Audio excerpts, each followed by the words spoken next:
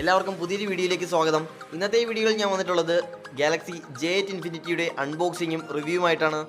സാധാരണ J series ഫോണുകളിൽ നിന്നും വ്യത്യസ്തമായിട്ടാണ് ഗാലക്സി J8 ഇൻഫിനിറ്റി മാർക്കറ്റിൽ ലോഞ്ച് ചെയ്തിട്ടുള്ളത്.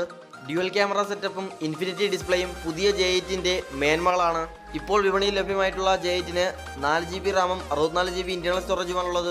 ഇതാണ് ഫോണിന്റെ ബോക്സ് പാക്കിംഗ്. ഞാനിത് പർച്ചേസ് ചെയ്തത് തിരുവനന്തപുരം മൊബൈൽ പോയിന്റിന്റെ ഷോറൂമിൽ നിന്നാണ്. ബോക്സിന്റെ ബാക്ക് സൈഡിൽ സ്പെസിഫിക്കേഷൻസ് എല്ലാം ഇൻക്ലൂഡ് ചെയ്തിട്ടുണ്ട്. ഫ്രണ്ട് സൈഡിൽ J8 ഇൻഫിനിറ്റിയുടെ ഒരു ലോഗോ മാത്രമാണ് അറ്റാച്ച് ചെയ്തിട്ടുള്ളത്. മേക്ക് ഫോർ ഇന്ത്യ സ്പെഷ്യൽ ലേബലോട് കൂടിയാണ് J8 ഇൻഫിനിറ്റി മാർക്കറ്റിൽ ലോഞ്ച് ചെയ്തിരിക്കുന്നത്. അപ്പോൾ നമുക്ക് ഫോണൊന്ന് അൺബോക്സ് ചെയ്യാം. അത് ഈ പ്ലാസ്റ്റിക് കേസ് ഒന്ന് റിമൂവ് ചെയ്യാം. നമുക്ക് വളരെ സിമ്പിളായിട്ടുള്ളൊരു പാക്കേജ് മാത്രമാണത്. ബോക്സ് ഒന്ന് ഓപ്പൺ ചെയ്ത് നോക്കാം. ആദ്യം തന്നെ നമ്മുടെ ഡിവൈസ് ഗാലക്സി J8 ആണ് ഇൻക്ലൂഡ് ചെയ്തിട്ടുള്ളത്. ഈ ഫോണിന് നല്ലൊരു പ്രീമിയം ലുക്ക് തന്നെയാണ് സാംസങ് കൊടുത്തിട്ടുള്ളത്. ബാക്ക് സൈഡ് നോക്കിക്കഴിഞ്ഞാലും ഫ്രണ്ട് സൈഡ് നോക്കിക്കഴിഞ്ഞാലും ഒരു പ്രീമിയം ലുക്ക് നമുക്ക് ഫീൽ ചെയ്യുന്നുണ്ട്. നമ്മുടെ കയ്യിലുള്ള ഫോൺ ഗോൾഡ് കളർ വേരിയൻ്റ് ആണ്. ബ്ലൂ, ബ്ലാക്ക്, ഗോൾഡ് കളറുകളിലാണ് ഫോൺ അവൈലബിൾ ആയിട്ടുള്ളത്.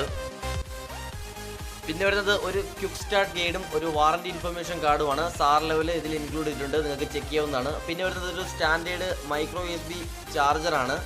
പിന്നെ വരുന്നത് ഒരു പവർ അഡാപ്റ്റർ 1.5 ആംപിയർ, 5 വോൾട്ട് 1.5 ആംപിയറിൻ്റെ ഒരു പവർ അഡാപ്റ്ററാണ് കൊടുത്തിട്ടുള്ളത്. പിന്നെ വരുന്നത് സാംസങ്ങിൻ്റെ തന്നെ ഒരു സ്റ്റാൻഡേർഡ് ഹെഡ്സെറ്റ് ആണ്. കൂടാതെ ഒരു സിം ഇജക്റ്റിംഗ് ടൂളും ഇൻക്ലൂഡഡ് ആണ്.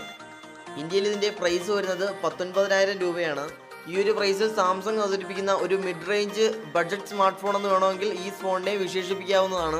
നമുക്ക് ഈ കവറൊന്ന് റിമൂവ് ചെയ്തിട്ട് നമുക്ക് ഫോണൊന്ന് ബൂട്ട് ചെയ്ത് നോക്കാം. ഫോണിൻ്റെ ഡിസൈൻ ആസ്പെക്റ്റും ബിൽഡ് ക്വാളിറ്റി നോക്കുകയാണെങ്കിൽ ബാക്ക് സൈഡിൽ ഒരു ഡ്യുവൽ ക്യാമറ സെറ്റപ്പും ഒരു LED ഫ്ലാഷ് ലൈറ്റും ഫിംഗർ പ്രിന്റും ഒരു സാംസങ് ബ്രാൻഡിങ്ങുമാണ് അറ്റാച്ച് ചെയ്തിട്ടുള്ളത്. കൂടാതെ സ്റ്റോറേജ് വിവരങ്ങളും EMI നമ്പറും ഇൻക്ലൂഡ് ചെയ്തിരിക്കുന്നു. താഴ്ഭാഗത്തായിട്ട് ഒരു 3.5mm ഓഡിയോ ജാക്കും ഒരു മൈക്രോ USB പോർട്ടും മൈക്രോഫോണും ഇൻക്ലൂഡ് ചെയ്തിരിക്കുന്നു. ലെഫ്റ്റ് സൈഡിൽ വോളിയം റോക്കർ കീയും മൈക്രോ SD കാർഡ് ഉൾപ്പെടെ 3 സ്ലോട്ടുകളുമാണ് നൽകിയിട്ടുള്ളത്. ഫോണിൻ്റെ ടോപ്പ് വശം empty ആണ്. റൈറ്റ് സൈഡ് നോക്കിക്കഴിഞ്ഞാൽ പവർ ബട്ടണും സ്പീക്കർ യൂണിറ്റുമാണ് നൽകിയിട്ടുള്ളത്. ഫ്രണ്ടിലൊരു 6 ഇഞ്ച് AMO LED ഡിസ്പ്ലേ ആണ് J8ൽ ഇൻക്ലൂഡ് ചെയ്തിട്ടുള്ളത്. ക്വാളിറ്റി വളരെ നല്ല ക്വാളിറ്റിയാണ്. ഡിസ്പ്ലേ കളേഴ്സ് വൈബ്രൻറ്റും കോൾഡറും ആയിട്ടുള്ള കളേഴ്സാണ്. ടച്ച് റെസ്പോൺസും വളരെ സ്മൂത്താണ്. ഡിസ്പ്ലേ വരുന്നത് 18:9.5 ആസ്പെക്ട് റേഷ്യോയിലാണ്. ഇനി നമുക്ക് ഫോണിൻ്റെ പെർഫോമൻസും സോഫ്റ്റ്വെയർ ആസ്പെക്റ്റും എങ്ങനെയാണെന്ന് നോക്കാം. ഈ ഫോൺ വരുന്നത് ആൻഡ്രോയിഡ് വേർഷൻ 8 ഓറിയോയിലാണ്. ഈ ഫോണിൻ്റെ CPU വെർഷൻ വരുന്നത് 1.8 GHz Qualcomm Snapdragon 450 പ്രോസസ്സറാണ്. CPU side നോക്കിക്കഴിഞ്ഞാൽ നല്ല പെർഫോമൻസ് ചിപ്സെറ്റാണ് ഇവിടെ യൂസ് ചെയ്തിട്ടുള്ളത്. ഡേ ടു ഡേ എക്സ്പീരിയൻസും വളരെ നല്ലതാണ്. ഫോണിൻ്റെ ബാറ്ററി നോക്കുകയാണെങ്കിൽ 3500 mAh ലിഥിയം അയൺ ബാറ്ററിയാണ് വരുന്നത്. നോൺ റിമൂവബിൾ ബാറ്ററിയാണ്. ഫാസ്റ്റ് ചാർജിങ് പ്രൊവൈഡർ അല്ല. ഇനി നമുക്ക് ഫോണിൻ്റെ ക്യാമറ പെർഫോമൻസ് എങ്ങനെയാണെന്ന് നോക്കാം. ക്യാമറ ബാക്കിൽ ഡ്യുവൽ ക്യാമറയാണ് വരുന്നത്. 16+5 മെഗാപിക്സൽ ഡ്യുവൽ ക്യാമറയാണ് ബാക്കിൽ അറ്റാച്ച് ചെയ്തിട്ടുള്ളത്. ഓക്കെ എഫക്റ്റ് പോലെ നിരവധി മോഡും ഇതിൽ ഇൻക്ലൂഡഡ് ആണ്.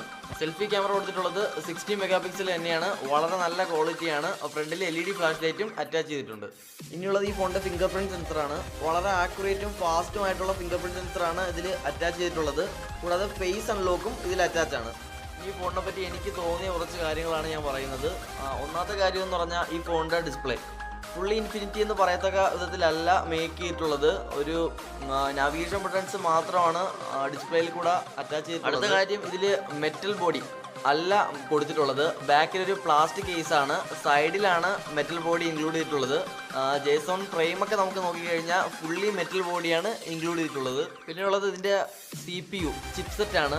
സ്നാപ്ഡ്രാഗൺ 450 ഒരു ഓൾഡായ ഒരു ചിപ്സെറ്റാണ്. ഇത്രയും ബഡ്ജറ്റ് ആയിട്ടുള്ളൊരു ഫോണിൽ കുറച്ചുകൂടി നല്ലൊരു ചിപ്സെറ്റ് സാംസങ്ങിന് ഇൻക്ലൂഡ് ചെയ്യാമായിരുന്നു. നമ്മുടെ ഗാലക്സി A8 നോക്കിക്കഴിഞ്ഞാലും സെയിം ചിപ്സെറ്റാണ് ഇതിൽ യൂസ് ചെയ്തിട്ടുള്ളത്. പിന്നെയുള്ള കാര്യം, ഫാസ്റ്റ് ചാർജ് പ്രൊവൈഡർ അല്ല.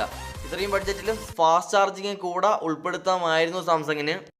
ആ ഹാൻഡിലിന്റെ ഇടതുവശത്ത് ഒരു 6 ഇഞ്ച് നീങ്ങി ഒരു ചുവന്ന സ്വിച്ച് കാണുന്നുണ്ടോ?